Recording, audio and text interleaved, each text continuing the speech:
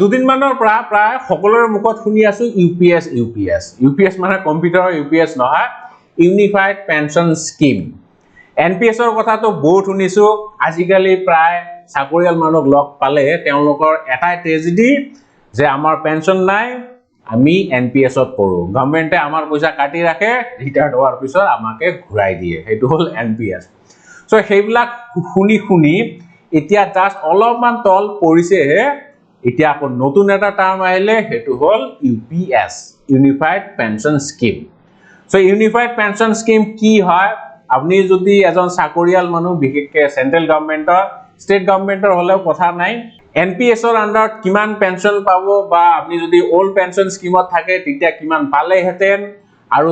এতিয়া যোনটো নতুন স্কিম ওলাইছে ইউপিএছ, সেইটো মতে আপনি কিমান পেনশন পাব, মই ডিটেইলছ ক্যালকুলেশন আজিৰ ভিডিওটোত আপোনালোকক দেখাই দিম। ঠিক আছে, প্ৰথমতে ইউপিএছ কি হয় সেইটো কম, তাৰপিছত বাকিখিনি কথা। ভিডিওটো ইন্টাৰেষ্টিং হ'ব, নতুন কথা আপনি ডেফিনেটলি শিকিব, গতিকে ভিডিওটো লাষ্টলৈকে চাব আৰু স্কিপ নকৰাকে চাব। নমস্কাৰ বন্ধুসকল, মোৰ নাম doctor Rajiv LB Roy. Welcome to updates SMS by Rajiv LB. যদি ফাৰ্ষ্ট টাইম আমাৰ চেনেলটো ভিজিট কৰি আছে, চেনেলটো সাবস্ক্ৰাইব কৰি পেলাই বেল আইকন দবাবলৈ নেপাহৰিব। বলক এতিয়া আমি সিধা জানি লওঁ হোৱাট ইজ ইউপিএছ বা ইউনিফাইড পেনশন স্কিম। আগে স্কিমটোৰ বিষয়ে জানি লওঁ, স্কিমটো কি হয়, ইয়াৰ কি ফিচাৰ্স কি, ঠিক আছে, মানে সেলিয়েন্ট ফিচাৰ্স কি, তাৰপিছত মই ক্যালকুলেশনটো দেখাই দিম। ঠিক আছে, ইউপিএছ মানে ইউনিফাইড পেনশন স্কিম। যদি মই একদম সিম্পল ভাষাত কওঁ, এনপিএছ আৰু ওপিএছ, নিউ পেনশন স্কিম আৰু ওল্ড পেনশন স্কিমৰ এইটো এটা হাইব্ৰিড ভাৰ্জন। ঠিক আছে, দুইটাৰে সংমিশ্ৰণ, সেইটোৱে হ'ল এনপিএছ। মানে আপনি দুইটাৰে অলপ অলপ বেনিফিটটো পাব। ঠিক আছে, এনপিএছটো ইমপ্লিমেন্ট হৈছিলে 2004ৰ পৰা। সেইটো central government employee, state government employee, even কিছুমান প্ৰাইভেট এমপ্লয়ীও এনপিএছ এপ্লাই কৰিব পাৰে বা তাৰ সুবিধা ল'ব পাৰে। ইউপিএছ যদি ইমপ্লিমেন্ট হয় তেতিয়াহ'লে প্ৰায় 23 lakhs মান সেন্ট্ৰেল গভৰ্ণমেণ্টৰ এমপ্লয়ী ইয়াৰ বেনিফিট উঠাব পাৰিব, আৰু যদি ষ্টেট গভৰ্ণমেণ্টও ইমপ্লিমেন্ট কৰে তেতিয়াহ'লে প্ৰায় 90 lakhs মান এমপ্লয়ীয়ে ইয়াৰ সুবিধা ল'ব পাৰিব। যিয়ে নহওক, এতিয়া আমি ইয়াৰ কি ফিচাৰ্সখিনি জানি লওঁ। ইউপিএছে আপোনাক কি সুবিধা দিব পাৰে। এচিয়ৰ্ড পেনশন, 50% মান আপনি এভাৰেজ স্যালাৰি পাব লাষ্ট 12 মান্থ, মানে ৰিটায়াৰ্ড হওয়াৰ আগৰ 12 মাহ যোনটো স্যালাৰি পাইছিলে তাৰে আপনি 50% স্যালাৰি পাব। ইয়াৰ এভাৰেজ 12 মাহৰ এভাৰেজ লৈ পেলাই যোনটো এমাউন্ট হয় তাৰে আপনি 50% মান স্যালাৰি পাব এজ পাৰ দা ইউপিএছ। ঠিক আছে, কিন্তু আপোনাৰ চাকৰি মিনিমাম 25 বছৰ মান হ'ব লাগিব। ঠিক আছে, কিন্তু এনেকুৱা নহয় যে 25 বছৰৰ কম হলে আপনি ইউপিএছৰ সুবিধা ল'ব নোৱাৰিব, সেইটোও পাৰিব, কিন্তু কিছুমান কন্ডিশনস আছে। ওকে, বাকিবিলাক পইণ্টস আপনি চাই লওক। এচিয়ৰ্ড ফ্যামিলি পেনশন, যদি আপোনাৰ মৃত্যু ঘটে, মানে চাকৰিয়াল মানুহ যদি মৃত্যু ঘটে তেতিয়াহ'লে 60% মান পাব। ঠিক আছে, 60% of the employee immediately before his her ডিমাইজ, মৃত্যুৰ পিছত 60% তেওঁ স্যালাৰি পাব, মানে হাজবেণ্ড বা ওয়াইফে যিমান পেনশন পাই আছিলে তাৰে 60% মান পাব। ঠিক আছে, এইটো বেসিক পেৰ ওপৰত দেই। তাৰপিছত থাৰ্ড যোনটো ফিচাৰ সেইটো কি, এচিয়ৰ্ড মিনিমাম পেনশন। যাৰ স্যালাৰি কম, ধৰি লওক ইয়াতে 50% মান পেনশন পাবতো, যাৰ স্যালাৰি ৰিটায়াৰমেন্টৰ আগত ধৰি লওক এতিয়া 17 বা 18,000 মান। ঠিক আছে, 18,000 যদি হয়, ইয়াৰে আমি যদি 50% কৰো তেতিয়াহ'লে তো 9,000 হ'ব ন। 9,000 হলে তেওঁ কিন্তু 10,000 পাব, 9,000 নাপায়, কাৰণ মিনিমাম এইটো এচিয়ৰ্ড পেনশন 10,000 পাব, তাৰ উপৰি এক্সট্ৰা যদি কিবা থাকে তেতিয়াহ'লে সেইখিনি পাব। ঠিক আছে, কিন্তু তাৰ সাৰ্ভিস পিৰিয়ড মিনিমাম 10 ইয়াৰ্স মান হ'ব লাগিব। ঠিক আছে,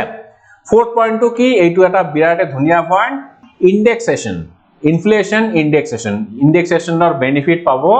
তাৰমানে বছৰি বছৰি আপোনালোকে তো জানে বস্তুৰ দাম বাঢ়িয়ে থাকে, কিন্তু এই স্কিমৰ আন্ডাৰত আপোনালোকে ইনডেক্সেশন বা ইনফ্লেশন ইনডেক্সেশনৰ বেনিফিটটো পাব। বস্তুৰ দাম যেতিয়া বাঢ়ে, একৰ্ডিংলি মানে কিবা এটা ইনডেক্স লাগিব তো, সেইটো ইনডেক্সৰ কম্পেৰিজন মতে আপোনাৰ স্যালাৰি বা আপোনাৰ পেনশনো বাঢ়িব ঠিক আছে আৰু ইনডেক্স কোনটো all India consumer price index industrial worker ঠিক আছে সো ইনফ্লেশন উলিয়াবলে কিছুমান ইনডেক্স ব্যৱহাৰ কৰা হয় সো সেই ইনডেক্সৰ ভিতৰত এইটো এটা ভাল ইনডেক্স হয় ঠিক আছে এইটো মতে আপোনালোকে ইনফ্লেশন এডজাস্টেড পেনশন পাব ঠিক আছে তাৰপিছত last but not da list lump sum payment so retired হোৱাৰ পিছত তো সবে গ্ৰেচুইটি পায় গ্ৰেচুইটিৰ উপৰিও আপুনি এইটো চাওক 1/10 অফ দা মান্থলি ইমলুমেন্ট মানে পে আৰু ডিএ হেতু মিলাই পেলাই যোনখিনি এমাউন্ট হয় হেতু পাব কিন্তু এইটো এমাউন্ট কেনেকৈ ক্যালকুলেট হ'ব যেতিয়া আপোনাৰ সাৰ্ভিস 6 মাহ কমপ্লিট হ'ব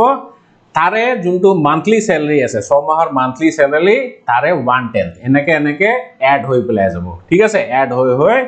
লাষ্টত আপুনি গ্ৰেচুইটিৰ উপৰিও এইখিনি পইচা পাব ঠিক আছে সো ইউপিএছৰ আন্ডাৰত আপুনি মেইনলি এই পাঁচটা কি বেনিফিট পাব এতিয়া মই আপোনালোকক ক্যালকুলেশনটো দেখাই দিম যদি আপুনি এনপিএছৰ আন্ডাৰত এতিয়া আছে তেতিয়া হলে ইউপিএছৰ আন্ডাৰত কিমান স্যালাৰি পাব বা যদি আপনি ওল্ড পেনশন স্কিম চুজ কৰিলে হয় বা হেতুটো অপশন নাই বাৰু তেতিয়া আপনি কিমান পেনশন পালে হয় ঠিক আছে সো মই ইয়াতে উদাহৰণ এটা লৈছো মই সিম্পলিসিটিৰ কাৰণে এওঁলোকে যোনটো উদাহৰণ লৈছে মই হেতুৱে লৈছো সো ধৰি লওক আপোনাৰ স্যালাৰি ইয়াৰলি 9 লাখ টকা ঠিক আছে 9 লাখ টকা স্যালাৰি পায় তাৰে বেসিক পে হল 7.8 লাখ বুঝি পাইছে বছৰি 7.8 লাখৰ আপোনাৰ বেসিক পে এতিয়া ওল্ড পেনশন স্কিম মতে আপোনাৰ পেনশন কিমান হ'ব হেতু তো একেবাৰে সিম্পল কথা 50% of your last salary drawn retired হওয়াৰ আগতে আপনি যোনটো লাস্ট স্যালাৰি পাব তাৰে 50% স্যালাৰি পাব ঠিক আছে সো এইটো এভাৰেজ স্যালাৰি লোৱা আছে দে basic pay 7.8 lakhs per annum বছৰত ইমান সো মাহত ক্যালকুলেট কৰিলে 65000 মান হ'ব সো ওল্ড পেনশন স্কিম মতে আপনি সিম্পলি 50% অফ 65000 মানে 32500 rupees পালে হয় কিন্তু এনপিএছত আপনি বহুত কম পইচা পাব তাৰে ক্যালকুলেশনটো মই ইয়াত দেখাই আছো আৰু এই এলপিএছৰ ফলনি এতিয়া যে ইউপিএছ স্কিমটো গভৰ্নমেন্টে ইমপ্লিমেন্ট কৰাবলৈ লৈছে তাৰ মেইন কাৰণ আছিল এইবিলাক ক্যালকুলেশনস ঠিক আছে কাৰণ ওল্ড পেনশন স্কিম মতে এমপ্লয়ি বিৰাট ধুনিয়া বেনিফিট আছিল ঠিক আছে 50% স্যালাৰি ৰিটায়াৰ্ড হোৱাৰ পিছতে তেওঁলোকে পাই যায় কিন্তু এনপিএছত হেতু এমাউন্ট বহুত কমি যায় আৰু তাৰ উপৰি ইয়াতে আপনি নিজে কন্ট্ৰিবিউট কৰিব লগা হয় ঠিক আছে এতিয়া চাওক ক্যালকুলেশনসটো চাওক এবাৰ সো মই একে স্যালাৰি দইছো 7.8 lakhs per annum ঠিক আছে তাৰনে বছৰি এমপ্লয়িয়ে কিমান কন্ট্ৰিবিউট কৰিব লাগিব 10% হেতু তো কম্পালসৰি হয় মিনিমাম 10% আপনি কন্ট্ৰিবিউট কৰিবই লাগিব তাৰনে 78000 কিন্তু ইয়াতে গভৰ্নমেন্টও কন্ট্ৰিবিউট কৰিব দে ইকুৱেল এমাউন্ট 10% সো 78000 গভৰ্নমেন্টও কন্ট্ৰিবিউট কৰিলে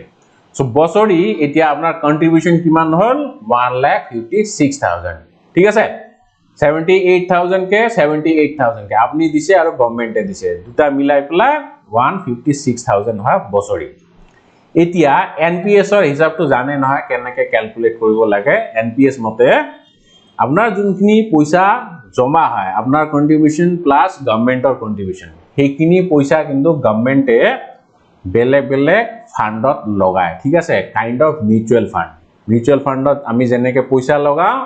গভৰ্নমেন্টে এনপিএছৰ পইচাখিনি কিন্তু ফান্ডতে লগায় বেলেগ ফান্ড কিন্তু হেবিলাক অলপমান বেছি কনজারভেটিভ হয় বেছি ৰিস্কি নহয় গতিকে তাত ৰিটাৰ্ণটো অলপমান কম আহে ঠিক আছে সো সেই কাৰণে ইয়াতে এভাৰেজ ৰিটাৰ্ণ মই ধৰিছো 8% ঠিক আছে এইটো মই ধৰা নাই তেওঁলোকে ধৰিছে বাট এইটো ৰিজনেবল ইমান মান পাব কিন্তু জেনাৰেলি ইয়াতকে বেছিয়ে পোৱা চান্স আছে 10-12% মান পোৱা চান্স আছে দে তো এইটো মিনিমাম ধৰা আছে আৰু 8% সো যদি আপনি 8% কে পায় যোনখিনি পইচা আপোনাৰ জমা হয় তেতিয়া হলে 18 বছৰ যদি আপোনাৰ চাকৰি কাল তেতিয়া হলে টোটাল আপোনাৰ পাৰপাস কিমান হ'ব মানে জমা পইচা প্লাস ক্যাপিটাল এপ্ৰিসিয়েশন সেইখিনি 69 লাখ ঠিক আছে 69 লাখ আপোনাৰ জমা হ'ব এতিয়া যেতিয়া আপনি রিটায়ার্ড হ'ব তেতিয়া কিন্তু আপনি গোটেইখিনি পইচা মানে 69 লাখ পইচাখিনি গোটেইখিনি উলিয়াব নোৱাৰে তাৰে ম্যাক্সিমাম আপনি 60% হে উলিয়াব পাৰিব ঠিক আছে এটো ম্যাক্সিমাম হয় কাৰণ এইটো এতিয়া আপোনাৰ গ্ৰেচুইটি নিচিনা হ'ব সো 69 লাখৰ আপনি 60% উলিয়ালে বাকি 40% যে থাকিলে সেইখিনি আপনি এনুইটিত ইনভেস্ট কৰিব লাগিব এনুইটি মানে কাইন্ড অফ ইন্স্যুৰেন্স ঠিক আছে এটো এটা ইন্স্যুৰেন্সে হয় সো ইন্স্যুৰেন্সত লগাবো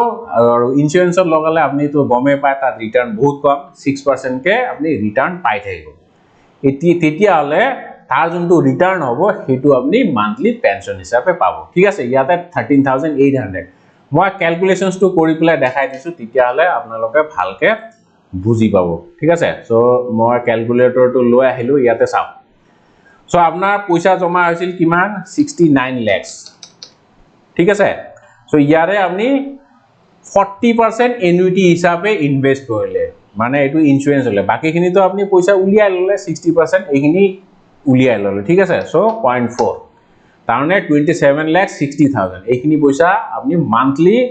পেনশন হিচাপে উলিয়াব পাৰিব এইখিনি মানে একেবাৰে উলিয়াব নোৱাৰে এইখিনি ইনভেস্টেড হৈ থাকিব কিন্তু এইখিনি পইচা আপনি মান্থলি উলিয়াব পাৰিব ঠিক আছে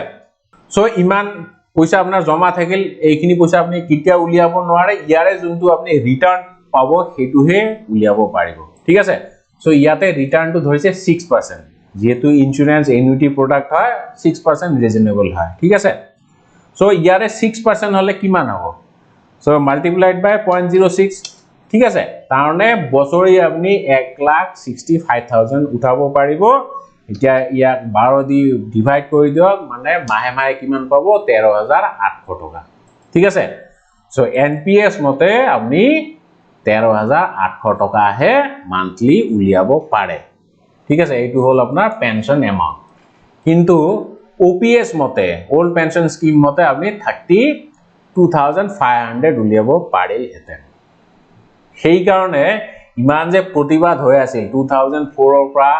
কবলে গলে এতিয়া লৈকে এনপিএস উঠাব লাগে বুলি প্ৰতিবাদ হৈ আছিল এইটো কাৰণে বহুত ৰিটাৰ্ণটো কম মানে পেনশন এমাউন্টটো বহুতে কম ঠিক আছে সো এতিয়া আহিল UPS unified pension scheme so এইটো স্কিমত আপনি এতিয়া কিমান পেনশন পাব ঠিক আছে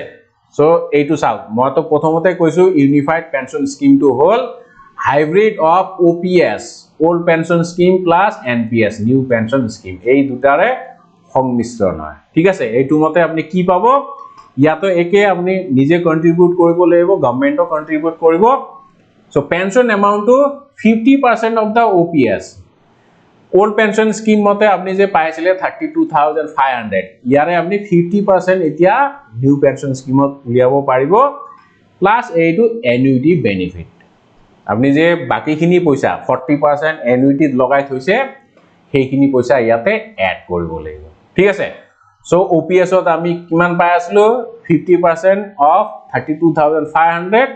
তাৰনে 16250 আৰু এনপিএসত আমি 13800 পাম ঠিক আছে এতিয়া মান্থলি পেনশন এজ পার ওপিএস 16250 প্লাস এইটো কৰিলে 30050 হ'ব ঠিক আছে সো এতিয়া ফেয়াৰ এনাফ নহয় না সো সেই কাৰণে মোৰ লাগিছে এতিয়া সাগে ৰাইজৰ প্ৰতিবাদ কমিব এতিয়া এটো অলপমান ৰিজনেবল যেন লাগিছে মানে সব ফালৰ পৰা যদি আপনি সালি জাৰি চাই এটো অলপমান ব্যালেন্সড হৈছে ঠিক আছে সো মোৰ মতে এটো ঠিকে আছে আপোনালোকৰ মতামত কাইন্ডলি জনাব কি ভাবে ইউপিএস টু খসাকে এমপ্লয়িৰ কাৰণে বেনিফিশিয়াল হ'বনে আৰু ষ্টেট গভৰ্নমেন্টে এটো ইমপ্লিমেন্ট কৰিব লাগে নে নাই কমেন্ট কৰি পেলাই নিশ্চয় জনাব আপোনালোকৰ সহাৰি পালে বিৰাটে ভাল পাম একদম হেকলৈকে ভিডিওটো চাইছে তাৰ কাৰণে অশেষ ধন্যবাদ জয় আই